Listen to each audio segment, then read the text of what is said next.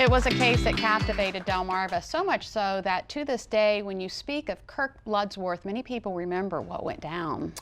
It was 1985. Bloodsworth convicted of the rape and murder of a 9-year-old Dawn Hamilton in Rosedale. Bloodsworth was to be put to death for the crime he maintained that he did not commit. And then 9 years later, DNA evidence backed that claim, and Kirk Bloodsworth was released from prison a free man. Now, Kirk became the first American on death row to be exonerated by DNA evidence.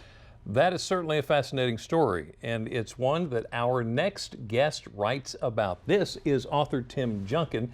He wrote Bloodsworth, the true story of the first death row inmate exonerated by DNA. Tim, thank you so much for joining us today. Of course. Wow, what an incredible story. How did you arrive at the decision to write this? Well, I actually ran across a story in the Post about it. I had written 2 novels, and my second novel had just come out, and I was looking for a new book. And the story was about the fact that Kirk had been a waterman, Eastern Shore waterman, and charged with the rape and murder, this horrible crime of this child. This 9-year-old girl had been exonerated by DNA. Right. And it mentioned the lawyer who saved Kirk, and I knew that lawyer well. I had done death penalty work myself. I'd been a trial lawyer for 30 years. I was a waterman one summer, and I've known a few watermen, and the idea that a Chesapeake Bay waterman could somehow have been actually convicted of raping and murdering a little girl, it just was, sort of didn't make sense to me. It was incongruous, and it caused me to start to think about, well, how could this have happened? How could, such a serious and important crime, how could they have investigated it and become convinced that an innocent man did it? And so I called the lawyer friend of mine and got an introduction to Kirk and began what ended up about a year and a half of research, and then the story got better and better, and I wrote the book. And you wrote the book actually 14 years ago. The book has been out for a while, but it's just being kind of revived through a group. So Maryland Humanities has a program called One Maryland, One Book, and I think this is the 11th year. And they go through a screening process and a selection process, and they choose one book, and they buy, I think, 10,000 copies. They give it to high schools, they give it to libraries, they give it to some Maryland prisons. And the idea is to encourage everybody in the state to read the book around the same time, to have conversations. And they've told me that they have over 400, actually formal conversations about the book. And so I was thrilled to to have my book selected. Yeah. And the book's 14 years old, so it's wonderful for a writer to see your book has its own life. So congratulations on that. Yeah. By the way. Okay, take us back 14 years ago. You spent a lot of time with Kirk. I did. In jail, wrongly convicted. What was his state of mind going through all this? Well, Kirk is an amazing, amazing champion of justice and courage, and he never stopped. After all his appeals were exhausted, he never stopped telling people he was innocent, and he read a book about the first time DNA was ever used in Great Britain in a case, and he got this post-conviction lawyer.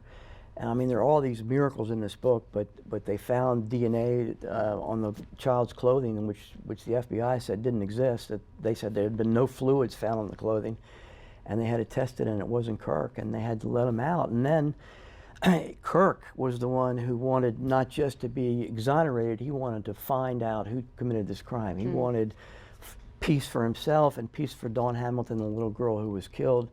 And he spent 8 years trying to convince the prosecutors to put it in the state national database, and when they finally did, they got a complete, immediate match of a man who'd been in the same prison tier as Kirk, who'd lifted weights with him for 5 years. Oh my goodness. So what was it like for him to not only get exonerated, but to find out who did the crime? What were those feelings? That was huge, and it was funny because I was 2/3 through the book, and I really didn't have an ending for the book.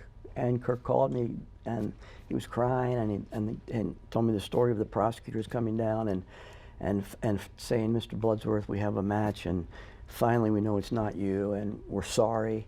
I mean, these are the same people who wanted to execute Kirk. I mean, for year after year after year.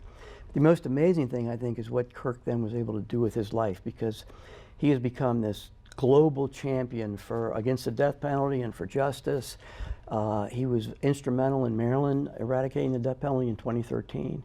He was flown out to Great Britain to give the award to the scientist who invented the DNA fingerprint in front of a televised audience of 12 million people.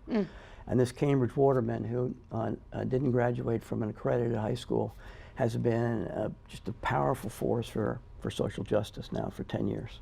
That is absolutely incredible. Thank you for writing this story. What surprised you the most in going through it? I think what surprised me the most was what Kirk has been able to make of his life. You know, so many people, they go into prison for a long time, and Kirk went in when he was 23, and you know, they tell you when to get up in the morning, when you can shower, when you can eat, when you can exercise. Every decision is made for you. And so during that key developmental time in our lives, you know, our 20s, you know, that's when we all mature and really learn how to do everything. We learn how to handle money, employment, work, you know, social relationships. And I think people, those skills don't develop for people when they're incarcerated, and they come out of prison and they're just lost. And Kirk, on the other hand, you know, he wasn't bitter, he wasn't vengeful, he just was positive, and he's articulate. He's a wonderful big. He's going to be at Dorchester South County High School with me this evening at 7 o'clock, and I think it's the first time he's come back to Dorchester County since he got out of prison. Wow. That's incredible. All right, the book is Bloodsworth, the true story of the first death row inmate exonerated by DNA by Tim Junkin. Thank you so much. Thank you guys for having me. Thanks for coming in. All right.